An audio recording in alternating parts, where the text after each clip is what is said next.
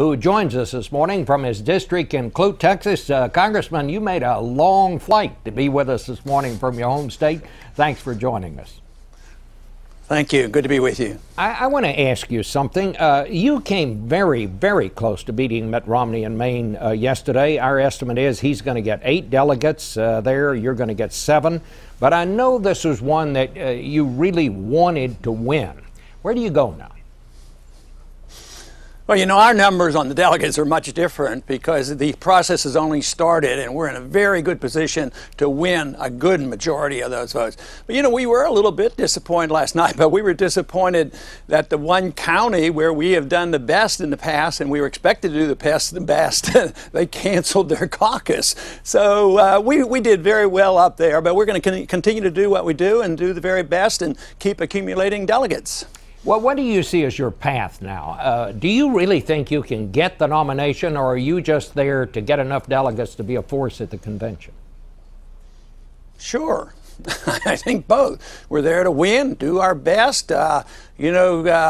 Romney's been up and down, the others been up and down, and I haven't been down. I keep going up. I don't really go up and down, and our numbers grow. And once they join our campaign, anybody join our campaign, become solid supporters, and who knows what's going to happen. We live in an age where things change rather rapidly, politically and economically, and certainly in foreign policies, things change. So this whole ball game can change rather rapidly. Let me just ask you something. People may disagree with you, but I don't know anyone, including me, who doubts your sincerity or who doesn't believe that you believe what you're saying. Having said that, why do you think Mitt Romney is having so much trouble convincing people that he is a conservative? Well, I don't know exactly why, because I think that if it comes to Gingrich or Santorum, they should suffer the same consequences. Maybe it's the type of coverage and the image, but I don't think they have been vetted very well, because I know them pretty well, and their records are far from being conservative. But Mitt has been a governor, and he's taken these positions, but I think that all of them are rather typical of what's wrong with the country, you know, that they don't have firm convictions. And of course, they've been rewarded. Many people are rewarded for saying, well, don't be overly rigid. Well, they're very rigid in flip-flopping. Well, I might be so-called rigid in defending the Constitution, but in the past that was seen to be a negative because we weren't in much trouble. We were very wealthy and nobody worried too much about it. But now we're broke, and now what I'm talking about has much greater appeal to the large number of people in the country today. So you're saying what Governor Romney's problem with conservatives is that, in fact, he is not a conservative. Well, I think he's conservative in some ways, but I think he's every bit as conservative as the other two. That's my point. You know, I don't think he's less conservative. I think if the country only has the choice of those three individuals, they have to look for the person who might be more willing to look at even more conservative ideas. I mean, if you are overly rigid as an interventionist as far as foreign policy and economic policy goes, they may well be worse than the person who says, well, you know, I was more liberal when I was a governor, but now I'm more conservative because I have to represent more conservatives. But I think the problem is that all three of them have represented the same system, the same status quo, and not wanting changes in the foreign policy. None of them talk about real spending cuts. None of them talk about real changes in monetary policy. So they're not a whole lot different. So I think it's, when it comes down to those three, it's probably going to be management style more than anything else.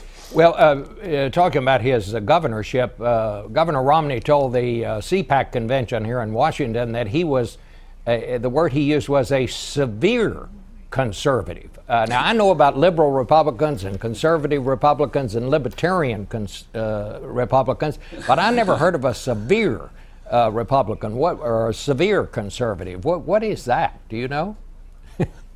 Well, I think I share your interest in that, because that was the first time I've heard that definition. So I guess Mitt will have to tell us exactly what he means. Obviously, he means he's a serious conservative, and he was trying to defend himself or portray himself as such.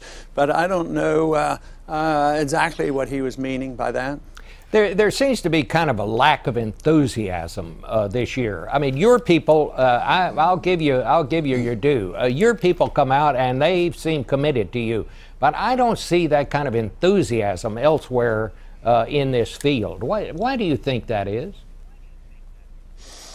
Well, I don't think the other candidates are offering a lot of change. I think one of the most disturbing things, well, a couple of things the Republicans ought to be disturbed about, that they do not, other than myself, they're not appealing to young people.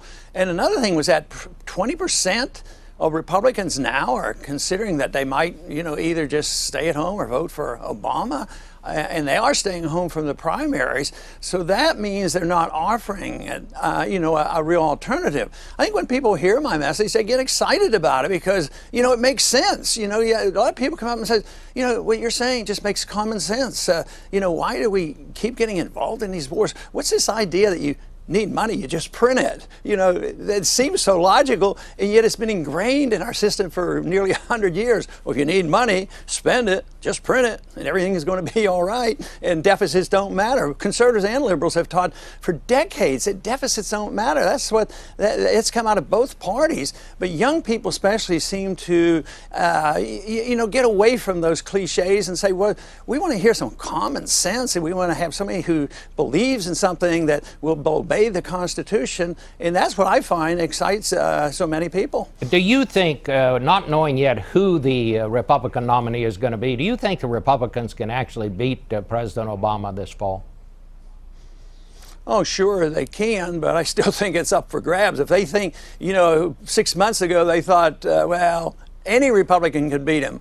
I don't think that's the case. I think, the incumbent has big advantages. They have control of, they have the bully pulpit. They can do so much, and Obama's going to raise a ton of money. One time he was bragging that he was going to raise $1 billion, but now he's going with the super PACs. So money does talk, and he has the attention. So any Republican who thinks it's a shoo-in should have another thought coming. Well, let me just ask you this quickly, because I got to wind this up. Do you think Mitt Romney, if he's the nominee, can beat Barack Obama?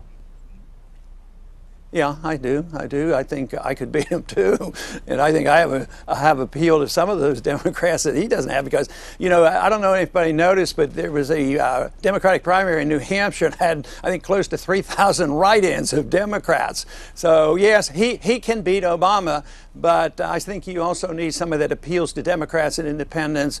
And if people look carefully at what I'm talking about, they'll find out that my message does have an appeal across the political spectrum. Well, we thank you very much for being with us this morning. Thank you so much, Congressman.